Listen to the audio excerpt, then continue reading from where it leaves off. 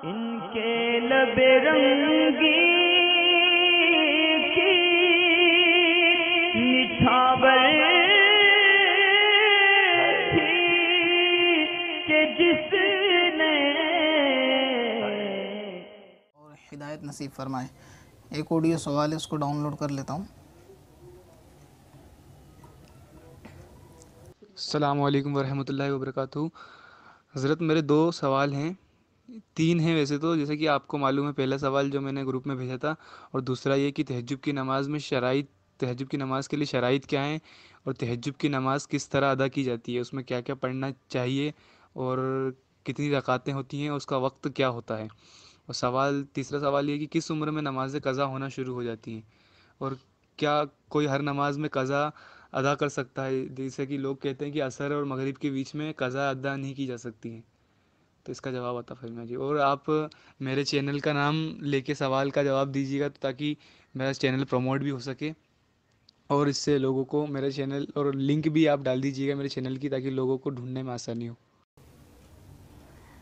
Channel का promotion तो आपने माशाअल्लाह ख़ुद अपनी ज़बान मुबारक से कर लिया। काफ़ी सारे आपके सवाल हैं तहज्जुद के बारे में कि इसकी शर्त क्या है। तहज्जुद की शर्त ये है कि तहज्जुद के लिए सोना ज़रूरी है, और आपने शायद उसको तहज्जुद बोला, वो तहज्जुद की नमाज़ है, और इसके लिए इशा के फ़र्ज़ पढ़ने के बाद आदमी को सोना ज़रूरी है। और कुछ वक्त अगर वो सो जाए, चाहे 1 मिनट या 2 मिनट के गाफिल हो जाए, तो उसके सो के उठने के बाद वो तहज्जुद पढ़ सकता है। और तहज्जुद में ये ज़रूरी नहीं है कि बहुत से लोग इस गलत फहमी में रहते हैं कि शायद रात के 12 बजे तहज्जुद का वक्त होता है या 12 के बाद होता है, पहले नहीं होता है, ऐसा नहीं है।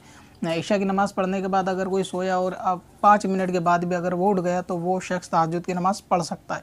इसी तरह इसमें क्या पढ़ा जाएगा, तो तहज्जुद की रकाअत कम से कम 2 हैं, ज़्यादा से ज़्यादा 8 भी पढ़ सकते हैं, और बाज़ के नज़दीक 12 भी, मगर ये कि हुज़ूर अलैहिस्सलाम से 8 रकातें साबित हैं। लिहाजा तहज्जुद में 2 रकात, 4 रकात, 6 रकात या 8, जितनी तौफ़ीक़ हो और क़ुव्वत हो वो रकातें पढ़ लेनी चाहिए। और इसमें पढ़ने की कोई ख़ास मख़सूस सूरतें भी नहीं है कि आप उन्हीं को पढ़ें, ये ज़रूरी हो, ऐसा नहीं है।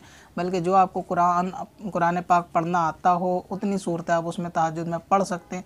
इसमें किसी तरह की कोई हरज और कबाहत नहीं है, बल्कि ये एक नफिल नमाज है। तो इसमें चाहिए कि जितना कुरान पाक आप पढ़ सकते हैं वो पढ़ लें। जो सूरत आपको याद हो आम नफिल नमाज की तरह, वो नमाज के अंदर पढ़ सकते हैं। इसकी रकातें भी मैंने बता दी, वक्त भी मैंने बता दिया। आपने पूछा कि किस उम्र में क़ज़ा नमाज होना शुरू हो जाती है, तो क़ज़ा जो लड़का होता है वो बालिग होने की उसकी उम्र 12 से लेकर 15 है, और 15 के बाद यानी इस दौरान अगर एहतलाम होगा तो जब से नमाज़ फ़र्ज़ होंगी, और जो फ़र्ज़ नमाज छोड़ेगा तो वो क़ज़ा के हुक्म में जाएंगी। अगर कोई इसकी अलामत नहीं है 12 से 15 के बीच में, तो 15 साल लड़के के लिए ये बुलूगत के एतबार किए जाएंगे, यानी बालिग उसको शुमार किया जाएगा, और 15 के बाद से जो नमाज़ें उसकी छूटेंगी वो क़ज़ा शुमार की जाएंगी। इसी तरह लड़की के लिए 9 से 12 तक का वक्त है कि इस दौरान उसको जब पहला हैज़ आएगा वो बालिगा शुमार की जाएगी, और अगर 9 से 12 में कोई हैज़ उसको नहीं आता तो 12 साल की उम्र में उसको बालिगा करार दे दिया जाएगा, और उसके ऊपर सारे अहकाम यानी पर्दे, नमाज, रोज़े के वो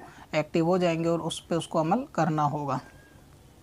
आपने पूछा कि हर नमाज के अंदर क्या क़ज़ा नमाज वगैरह पढ़ सकते हैं या नहीं पढ़ सकते। सुना है कि असर के दौरान नहीं पढ़नी चाहिए, तो हर नमाज के बाद क़ज़ा नमाज पढ़ सकते हैं, और वो मकरूह वक्त के जिनके अंदर नमाज़ें मना है, और वो असर के बाद नहीं है, बल्कि मगरिब की नमाज से 20 मिनट पहले का वक्त है।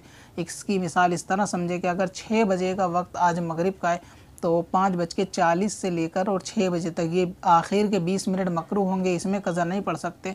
और इससे पहले यानी 5:40 से पहले, असर के बाद और मकरूह वक्त से पहले अगर क़ज़ा नमाज़ें पढ़ी जाएंगी तो इसमें क़ज़ा नमाज अदा हो जाएंगी, इसमें पढ़ने में कोई हरज नहीं है। बाद लोगों में ये मशहूर है कि असर के बाद क़ज़ा नहीं पढ़ते, तो वो असर के बाद उस वक्त नहीं पढ़ते कि जब वो मगरिब के करीब का वक्त हो, यानी मगरिब से 20 मिनट पहले, और 20 से ज़्यादा पहले यानी आधा घंटा, पौन घंटा हो।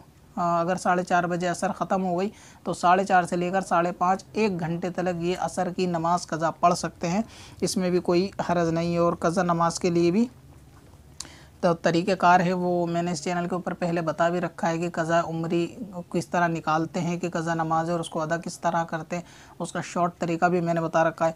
अब रही प्रमोशन की बात की, जो आपने ऑलरेडी अपने ज़बान से कर लिया है कि कैफ़ भाई का एक चैनल है, इस्लामिक चैनल यूट्यूब के ऊपर, और उसके अंदर नात बयानात वगैरह भी रहते हैं। उसके अंदर आप तकरीर बयान नात ये शॉर्ट क्लिप के अंदर सुन सकते हैं। चैनल का नाम अहले सुन्नत व जमाअत, तमाम मेम्बरान से ये गुजारिश है कि एक मरतबा उस चैनल पे भी तशरीफ़ ले जाएं और वहाँ के मवाद से भी फ़ायदा हासिल करें। पत्थर में हसन लाले पुरनवार